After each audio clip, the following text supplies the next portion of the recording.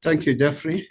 And let me say good morning to all the esteemed participants of the media fraternity, and to thank Madam Clerk for giving me the opportunity to share some time with you this morning. I wish I could equally be with you, but unfortunately, just like the clerk, she has kept me back in mid-run that I should be with her throughout the period for other competing priorities that have to be dealt with timelessly. So fortunately, we are unable to be with you, but I guess technology has afforded us opportunity to be able to interact wherever we are using the various platforms that we have. So I'm grateful to see all of you sitting in that room, and I bring you warm, cold greetings from the, sorry, not cold greetings, greetings for the cold weather of Johannesburg. I hope Cape Town, with this unpredictable weather, will be much better than mid-round of Johannesburg this morning.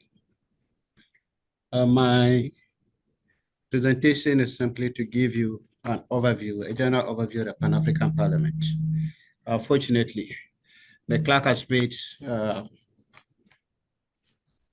my presentation very much easier. She has given us a lot of insight as to the origins and evolution of the Union as relates to the Pan-African Parliament. And she has also delved quite well into the PAP as an institution. So I think coming from what she had indicated already, my job is now simpler, and I hope I can make it more easier for our understanding. I will approach this presentation basically in three forms. I will look at the regulatory framework that gave birth to the Pan-African Parliament, how the Parliament is currently organized, and then what do we do? I think basically this is the general overview that is required. And then I hope all the other information that you may need to have in relation to this is easily available, even on our website and various platforms. So as the clerk has indicated, the PAP was born in March 2004 from Article 17 of the Constitutive Act of the African Union that gave birth to the PAP. And this resulted into a protocol, which we call the SETI Protocol, SETI of Libya protocol, that outlines the structure and the functions and powers of the Pan-African Parliament. This protocol essentially was to last for the first 5 years, to be reviewed by the policy organs of the Union, so that they can come out with a protocol that will then govern the PAP going forward. So the PAP from its inception was primarily made to have consultative and advisory powers. Even though it is a legislative arm of the Union, it does not have full legislative powers until we get a protocol that gives us such powers. Till now, we are a consultative and advisory body, but play all the other roles of a parliament, other representative oversight, legislatives in terms of body laws and consultations as part of our powers. The objectives of the parliament principally are to facilitate implementation of African Union policies and objectives, promote the principles of human rights and democracy in Africa, encourage good governance, transparency, accountability in member states, to familiarize the African peoples with the objectives and policies aimed at integrating the continental framework, and then promote peace, security, and stability. Others includes contributing towards a more prosperous future for the peoples of Africa by encouraging collective self-sufficiency and economic recovery. We equally facilitate cooperation and development in Africa, We strengthen continental solidarity and create a feeling of common fate among the African peoples. And lastly, but not the least, we facilitate cooperation among the regional economic communities and their parliamentary fora. So these are broadly the functions of the Pan-African Parliament. How are we organized to achieve this? The PAP is organized into various organs. It is made up of 5 members from each of the member states.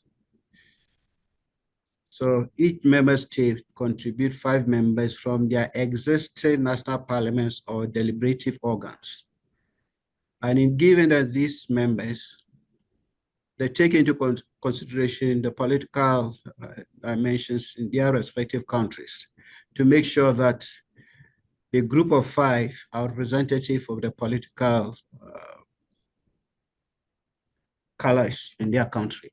So we have, for instance, in any country, you have those from the majority, the ruling government party, and then those from the minority, all part of it. And then they are also enjoying to make sure that we will have at least 1 lady as part of it to increase or to ensure the active participation of our women folk. Even though it's stated that at least wants to be 1 lady, you can have more than 1 lady. And in some instances, some countries have given us 3 ladies out of 5. So all these 5 members from all the member states then constitute the membership, the full membership of the Pan-African Parliament. And they meet in a plenary as a body. So the plenary then becomes the higher decision-making body of the Pan-African Parliament. But the plenary cannot act without other facilitating organs. So the plenary then elects a bureau, which is made up of 5 members representing the 5 regions of the continent. That is the North, South, East, West, and Central. And out of these 5 members in the bureau, to constitute the bureau, that is the executive management of the PAP, the overall responsible for the overall management of the PAP. Out of these 5, 1 becomes the president, and the other 4 become the vice presidents. And then they are given ranking in terms of the votes garnered at the initial elections. Subsequent elections then brought in the element of rotation, where if your region had a president, the following tenure of that parliament, it will have to rotate to another region. And then the vice presidents to equally rotate in that order. So that forms the bureau, and that's the executive authority of the Pan-African Parliament. And the bureau then oversees all the management and functions of the parliament. Then what happens to the rest of the members of parliament?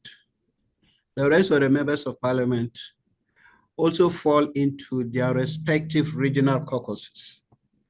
The respective regional caucuses are 5, as indicated. That is for the Central, Eastern, Southern, Northern, and Western regions.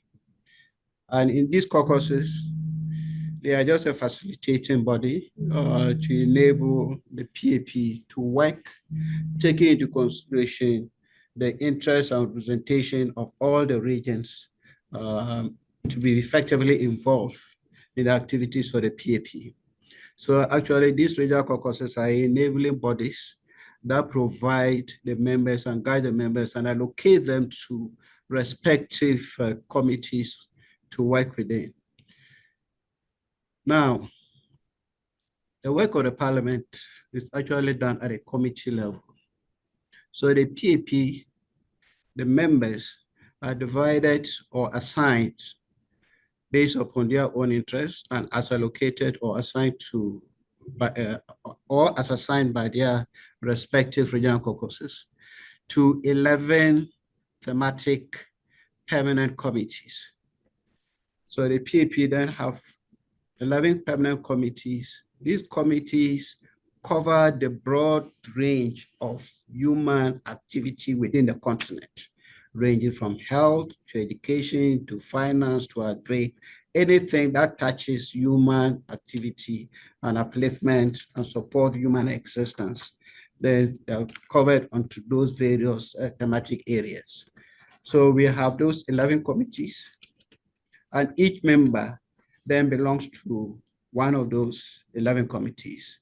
We call them the permanent committees for the Pan-African Parliament. If you don't mind, I'll quickly read the list for you to appreciate the range of activities that are covered under these various committees. There's a committee that's responsible for rural economy, agriculture, natural resources, and environment as one. Another responsible for monetary and financial matters. A committee is responsible for trade, customs, and immigration matters. There is a committee for cooperation, international relations, and conflict resolutions. Then there's a committee for transport, industry, communications, energy, science, and technology. We also have a committee for health, labor, and social affairs, a committee for education, culture, tourism, and human resources, and another committee for gender, family, youth, and people with disability.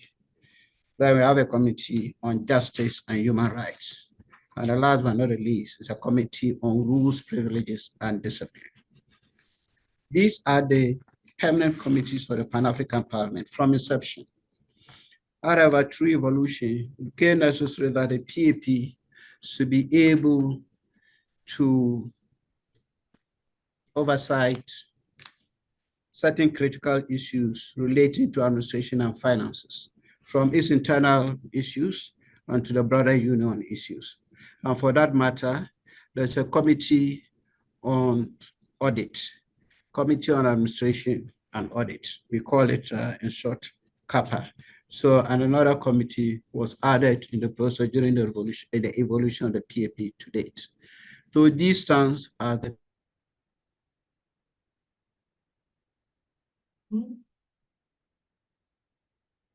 muted. Yeah, he's muted. Mr. Kibaki, you're muted, I must say. Oh, sorry. I don't know why I got muted, but I guess I had indicated all the committees. I was then moving forward to indicate that. So the structure is that on top, we have the plenary. The plenary then chooses its own leadership, which is the bureau headed by the president for a tenure of 3 years. And then the bureau now has complete authority and oversight and control over all the affairs of the Pan-African Parliament. Then each of the members, as they come from the original caucuses, are broken into the original caucuses of 5. Then they also constitute the permanent committees of 11. Now, other caucuses of interest are caucuses for youth matters. So all members who belong to a certain age category subscribe to that youth caucus, because Africa is a continent which is largely with a huge youth population, and for that matter, we think that it's a matter that needs special attention. So the members then constitute themselves to the youth caucus to be able to advance the aspirations of the youth. So they form the youth caucus. Then we equally noting that on the continent, women activities and involvement of governance, all is broad spectrum, is quite limited. Then there was also the need to form a committee for women matters. So there's a women caucus as well. So those are 2 additional caucuses, which are broad-based. They involve all members of parliament who fall within that category as defined for membership. So that is the political setup of the Pan-African Parliament. And essentially, that is the Pan-African Parliament. The Pan-African Parliament then can only work facilitated by a secretariat. And that is where Jeffrey, myself, some of our colleagues attended that meeting, and our boss, Madam Clerk, along. So that is called the Secretariat of the Pan-African Parliament. That is the facilitating body that creates the enabling environment for the Parliament to work. So in that context, it's headed by a clerk. In other jurisdictions, it's called a Secretary General, but the clerk is a nomenclature borrowed from the Westminster type of parliamentary jurisdiction, which we call a clerk, but broadly others call it Secretary General, other jurisdictions. So the clerk is the CEO, and he has authority of the administration, the day-to-day administration of the PAP, and her rules are also covered under the rules of procedure of the Pan-African Parliament. I will make reference to it shortly when I get there. And the Secretariat is divided into two broad departments. There's a department which is for legislative business and conferencing that handles the core activities of the Pan-African Parliament, which is essentially legislative, oversight, representative, and then working to achieve the mandate of the PAP with its powers of consultation and advisory. So that department essentially works with the members, supporting them to enable them to achieve their objectives as spelled out either within their various subcommittees, their various committees, or other organs of the Parliament. I will further break it down for understanding. Then the other department is the Department for Finance, Administration, and Human Resources, where I belong. I'm currently acting as its head. And in this case, we are there to support all the activities of the Secretariat to ensure that the PAP executes its mandate in terms of providing the finances as given to us by the union and other partners, general administrative issues, just like in any institution of human endeavor, then human resources, logistics, and other general services. So this is very quite broad department that really does the day-to-day physical activities of the PAP and provides the structures in place to make sure that if you have a meeting, it's done. If you need services and facilities, they are provided, and then to allow for more in-depth analysis and work by the parliamentarians supported by the Department of LBC. So this is how the Pan-African Parliament is organized. And all the activities are tailored in that line. I think there may be issues that, general issues of concern. If you're organized that, who gives us the oxygen to perform?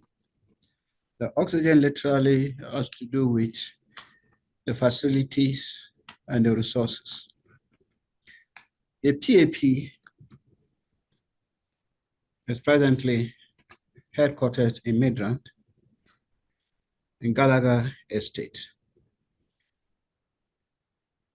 The government of South Africa won the bid to host the Pan-African Parliament and therefore entered into a host country agreement with the African Union, outlining all the various logistics services and facilities that the government can put in place to enable the Pan-African Parliament to function at its headquarters in Midrand. So that's why we are presently located in Midrand and working from Midrand as our headquarters. So we work in conjunction with, in line with whatever is spelled out in the host country. The host country is gracious enough to give us all the facilities and to be able to get us to work. Then the other resources in terms of budgeting comes from the union. It is member states' contribution to the budget of the union. That's where we also derive our budget. So member states contribute annually as part of their subscription or dues to the union. The PAP develops a budget based upon a strategic plan and work plans and activities that have been outlined for the period to be supported by that budget, submits to the union, discusses with the union, motivates why it should be approved, and eventually, based upon the availability of funds and priorities of the union, allocations are given to the PAP, and then with those resources, they will continue with our functions. And this basically is to help us to organize our activities, which I'll be outlining further. Then we equally get a support from the wider community outside the union, either from partners or from other agencies that are interested in the work of the PAP. And I see common aspirations that they can be able to team up with the PAP to achieve. And for that matter, we equally get funding for such agreed, identified aspirations that we seek to undertake together. And then we do implement. So this is how we get funded, and this is how we survive. Now, what are the major activities of the Pan-African Parliament? As a parliament, members sit, they debate, they deliberate, they receive reports, they analyze, and they do all that. So the PAP has what it calls ordinary sessions, which are conducted twice in a year, at least twice in a year, of a duration to roughly 2 weeks per each session. Normally, a session in the first half of the year and another session in the second half of the year. That is when all the parliamentarians meet in a plenary hall and then deliberate on all the various issues that affect the continent, come out with their recommendations, with their resolutions and advices that then are sent to the required recipients, with the major one being the African Union itself, all the way up to the Assembly, and then other agencies that we interact with, and then we are able to provide our feedback as based upon what has been deliberated within in the plenary discussions. What constitutes the work of the plenary discussions is what is the input that comes from the various permanent committees. So the permanent committees, therefore, equally meet twice in a year, preceding each ordinary session. So as I indicated, there's an ordinary session in the first half of the year, and then there's another one in the second half. In this case, we normally have our ordinary sessions in the month of May, not beyond June, so that we'll be able to have those sessions in the first half of the year. And therefore, our committee meetings are always programmed to take place somewhere in March, or it can even be earlier in February. And in those committee meetings, all the permanent committees who meet, they'll deliberate on various issues. They will receive reports from activities that they have undertaken during the period, and then also analyze and interact with other stakeholders who will be making presentations to them on thematic issues, so that they will then be able to internalize those discussions, come out with a report specifying certain recommendations which will be tabled then at the session. So that is essentially how the committees that meet, and then they meet and their output is fed into the program of the ordinary session. If you see the way it is organized, the ordinary session that ends somewhere in May, the PAP will then be able to come out with its reports and then attend the media summit of the African Union, which normally is in late June, early July, makes its report. That this cycle is repeated in the second half of the year, where the committees then meet somewhere around August, July, August, and then they go through again like they did in the first half of the year. They make their reports, they table their reports into the session when it comes, and the second session normally takes place in the month of October, and October going into November before the year ends. And whatever reports are done there are then covered for the activities of the year, and these are presented to the summit, which normally takes place somewhere in late January or early February. So you consider the workings of the PAP is a built-up all the way from committees into session into media summits. We'll repeat it again from committees to session into the main session of January, February. So the calendar is directly linked to the calendar of the union as a whole. So this is how generally work, and this is a cycle of work that we do. I think I seem to have covered broadly, since this is a general overview of the Pan-African Parliament, that you should, I hope, you may now have a better appreciation of what institution the PAP is, how it is organized, how the various internal structures are made, and then the kind of activities that we undertake and what those activities lead to. So at this stage, with your kind permission, I'll pause here, and if there are any clarifications or questions in our interactive session, we'll be able to clarify. I should say that I have colleagues sitting there with all of you who equally can assist and clarify some of these issues, even if they are not brought up now, but during the period of this seminar, that anyone requires or seeks further clarification, I think we're available to do so. So Jeffrey, I think at this point, I'll pause here and thank all of you for your attention. I hope I'll be able to be helpful in your understanding as to what the PAP is.